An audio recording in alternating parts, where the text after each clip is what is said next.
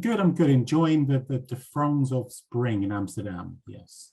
Oh, wow. The weather has been crazy over here. So 1 minute it's sunshine, and then the next minute we have storms. So it's keeping us up on our toes, but we are excited to have you for our informal conversations today. You have been part of the iVentiv community for like so long. I mean, we knew you when you were at AMRO, we knew you when you were at Signify, now you're at DSM and doing some really interesting work. So we wanted to bring you on. We want to discuss all the things in L&D and talent right now. And so we really are sort of spotlighting movers and shakers in the industry to hear how you are approaching some of these challenges, and really using that to inspire some of our members of this community. And so when we were having a conversation and I asked you sort of what is top of mind for you right now, you said that you were focusing on some of the key skills that leaders will need going into 2022. So I'm curious to hear, what is it that for you think is essential for a leader to have this year? Yeah, I mean, if I look at, I suppose the position of that came from looking at the last 2 or 3 years in terms of how leadership as a skill and as a role has really changed. And I think the key focus for me and also the organization I'm working with is definitely how leaders manage performance. And we're talking about performance not in the sense of KPIs, but in performance of individuals bringing themselves to work, in a sense of mindfulness, in a sense of succession development, in a sense of purpose as well. And it's those kind of skills which I feel leaders are going to need going forward, especially with more synchronous and asynchronous working, with people working virtually and remote as well. And so there's just a need to kind of reframe the role of leadership, but also make sure leaders and managers as well, in the same context, really have the ability to give their people a great employee experience as well. Right. So I feel like I'm hearing coaching. That is sort of an essential skill that we think leaders and managers need to have. So I'm curious to hear what you're doing to identify the key skills and then really develop them. I think I'm hearing that it's more maybe the human skills that you think are really going to make a leader stand out like this year. Yeah, and I think coaching is one of those skills which I think has always been a big skill which leaders should have. And that the offshoots are very much also around communication, listening, which is a key thing as well, being able to articulate and also sense the non-verbal clues of their people as well. But in terms of identifying, it's very much, from my perspective, looking at what people are saying they're missing. So it's not our role as HR to kind of think we know best. It's very much our role as HR, using the same context of the agile methodology to engage with our people, to engage with our leaders, to engage with the feedback, to engage in exit interviews and pulse surveys to see what people are saying they're already missing, and then looking at, okay, how do we help support the business to fill those gaps? And what are the gaps are not just the organization moving into, but reading through different magazines and different articles are very much saying that managers kind of are missing the ability to feel comfortable with how they discuss the non-work related contents. They feel uncomfortable also with the uncertainty. So it's also managing ambiguity. You know, the whole thing around the last 2 years have been very much, to use a horribly overused word, unprecedented in terms of what's happening and so forth. But it has. And the next 2, 5, 10 years, I don't think they're any different. I don't think we're going to have stability where it comes to political, social, environmental, sustainability related. There's always going to be something which is kind of making things difficult to handle and also continually changing. So there's also that ability as a leader to balance those human-centric skills, which identify through people giving us feedback and saying what they're missing, but also looking at what people need in organizations, which is very much how do I manage the constant change, the constant ambiguity, the constant not knowing what's happening next, and actually feel comfortable with it as well. So they're kind of the focuses. I see that, and I hear a huge psychological safety, because the outside world is always going to be volatile, it's always going to be unpredictable. But I understand that what you're saying is from all of HR, how can we create that environment where people feel safe to bring their best selves to work and to feel really productive?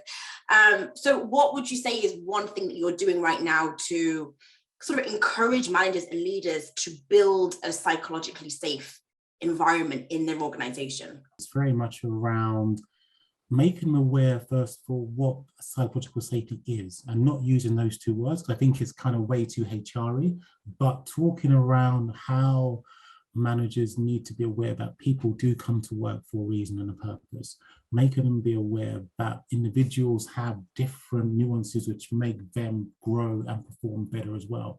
And so having leaders understand that they need to tap into that as well. It's also making them aware that as leaders, there's a certain level of authenticity, which actually helps people work with them as well, but also authenticity when it comes to not knowing. And if people see leaders behave in a way where they're being authentic, it also then is a leading by example method, which allows employees to also think, okay, well, if I see this happen in an organization, I feel safe to come and do the same thing, mirror those behaviors, feel comfortable in challenging, for example. And just a very quick example, which kind of reinforces that, I had dinner with my new team on Monday evening, and we had colleagues from Germany, Netherlands, the US, Canada, not US, Canada, Ukraine, and me from the UK. And we're all different levels having dinner. And if somebody had been looking in on that table at this team, which is a learning and development team in a huge organization based in Netherlands, but also globally, nobody would have seen who was leading the team. Nobody would have seen who was running, who was, it was such an image of how teams should be functioning in this day and age as well. So I think it's also that whole peeling back the traditional status thing and actually being authentic as a leader, but also role playing how you think your employees could also come to work as well, feel comfortable as well, especially psychological safety, but also the inclusion piece and the diversity piece as well. Yes, and you mentioned diversity and inclusion. I love the idea that you're moving away from this sort of command and control style leadership that we've all been familiar with, but we've kind of come to the conclusion that it isn't really working, it isn't really effective. And I think also now where there are so many options, we know that employers are not done that. And so it is really easy for people to sort of switch to different companies. And so we have to create that environment where people do feel they're valued and they do feel that they are ahead. But I'm curious, one of the things that you mentioned before was around D&I, asking, has there really been any movement? I know that a lot of organizations are really focused on, like when we look at the data, that is a priority for a number of organizations.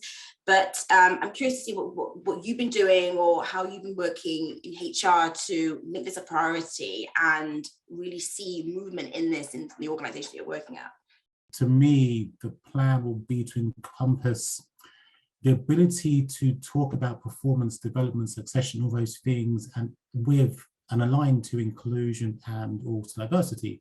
So having given managers ability to not have their biases when talking about individuals, move away from biases in terms of how we rate people as well, how we bring people in, and actually embedding that within the process around performance management, but also along the whole line of the employee journey as well. So that's kind of a plan in terms of how we do it as not as a separate thing, which lots of companies kind of do. We have an individual who manages it and they do it individually and they try and get stuff into the organization policies and they struggle.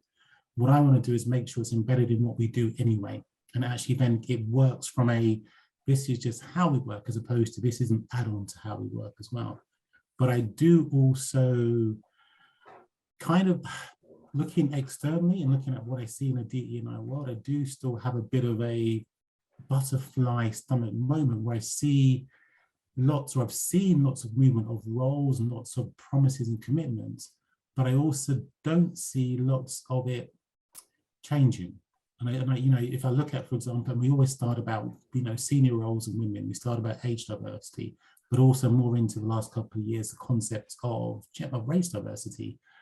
And the figures around improvement of women in senior roles, it's not getting bigger. The same with age diversity, it's beginning to. And I think that's kind of also what is underpinning a lot of the issues around, you mentioned people moving roles, the great resignation or the great reflection, which I think it is as well. And I think there's also people reflecting, thinking, if I am one of these people in the diversity community, is this the right place for me? No, I'm going to try something which may be better. But also, if I'm somebody and I see this kind of stuff not changing, it's also, it doesn't fit with my values, my purpose as well. So I think there's kind of links between reflections of why people are moving organizations and DE&I, and also where people feel and think is the best place to be in that one, also to contribute. We work 40 hours a week, or at least that's kind of, the average. It's a lot of time to be in a space if you're thinking, it doesn't align with my purpose as well. Yeah, I completely agree. I think purpose and values, I'm hearing it more.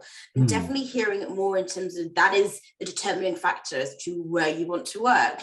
Does it align with who I am? I do think there has been a great reflection where people have had the time to look inwards and understand what is it that I truly want.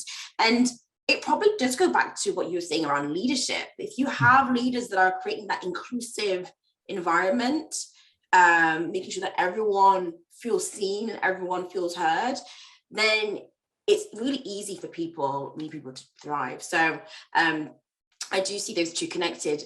We are about to wrap up, but I don't know if you had any final thoughts as to, for us, we've got a lot of heads of leadership in the community. Is there a question you'd like to pose out to the community that you're interested in, or maybe something that you've learned that you think would be a benefit to the group?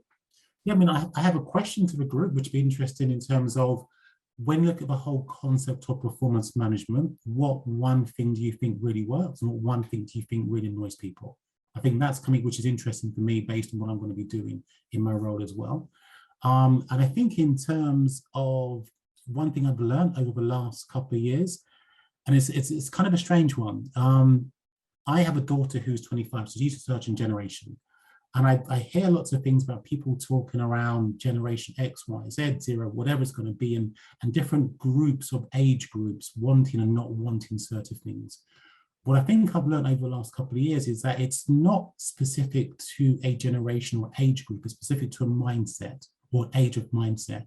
So I see people who are in their 20s and 30s wanting a traditional way of working, and I see people in the 40s and 50s being very focused around working remotely, not being focused on organizations which don't align with their values. And so I think for us, it's also made we start moving away from this labeling of generations and moving towards understanding that there are certain mindsets people have, but the person behind it can be different ages, different genders, different sizes, different whatever. And it's not keep proportioning people into groups as HR as well. I agree. I do agree. I do think it's 100% mindset. I think you're right. And I think it also is just what you value and what you want in life. I don't think it's, restricted to a particular age group. But I think if you are somebody who, wants to work, like they talked about the pandemic, right? Certain people who were living, in conditions that were quite difficult to work in, they want to be back in the office. But there were other people who flourished working from home. Like, this is great. So I definitely think that it depends on you as a person. But we will definitely pose those questions to the group. Thank you, Derek, for joining us today. You're chairing our event later on this month, which we're really excited. So we'll see you in London. And yeah, we'll bring you back on here for some more informal conversations. But thank you, and we will see you soon.